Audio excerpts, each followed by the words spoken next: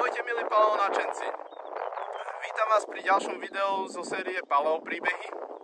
A momentálne sa nachádzam na poli v kromiežišskom kraji na Morave. Ideme hľadať skameneliny z obdobia oligocénu. Tak nám držte palce a šutru zdar. Teda. Mojimi dnešnými spoločníkmi na akcii sú môj dobrý kamarát Jirka Konus Rosák a samozrejme môj večný parťák a synček Jakub Agrikola. No a teraz by som rád predal slovo Jirkovi Konusovi Rosákovi, ktorý nám niečo povie o tejto lokalite. Vážení přátelé dávno již zaniklého světa a podivní milovníci živočištva vyhynulého, případně uhynulého, ač to tak nevypadá, nacházíme se na dně starotřetihorního moře.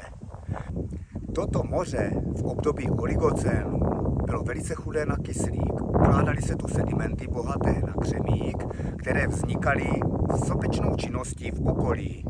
Uhynulé živočichy neměl kdo tak skonzumovat a tak se zachovali až do dnešních dob. Vrstvy, které se tu nachází, roztroušené po určitých lokacích, velice tajných lokacích na polích, se jmenují menelitové břidlice, popřípadě dynovské slínovce či rohovce. Obsahují kostřičky hlubokomořských ryb, ale i jiných rybek, které na sobě měly světelkující orgány. Našly se tu i pozůstatky některých druhů žraloků, v případě i jiných živočichů. Stáří těchto fosílií se odhaduje na 39,9 milionů let plus minus duben, květen. Tak, momentálne sa už nachádzame na dome nášho kamaráta Jirku v Kvasicích. A to, čo vidíte pred nami, sú nálezy z dnešného dňa. Stihli sme ich približne za 3 hodiny.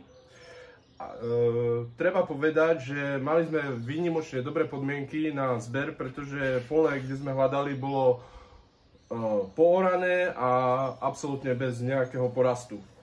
Takže bol to, ako vidíte, veľmi úspešný lov. A rybky vám postupne predstavíme v jednotlivých fotografiách, aby ste videli, čo sa nám podarilo nájsť. Ako som už spomínal, na túto lokalitu nás zaviedol Jirka, ktorý ju navštevuje od 80. rokov minulého storočia. A dominantnou rybkou v tomto spoločenstve je rod Glossanodon.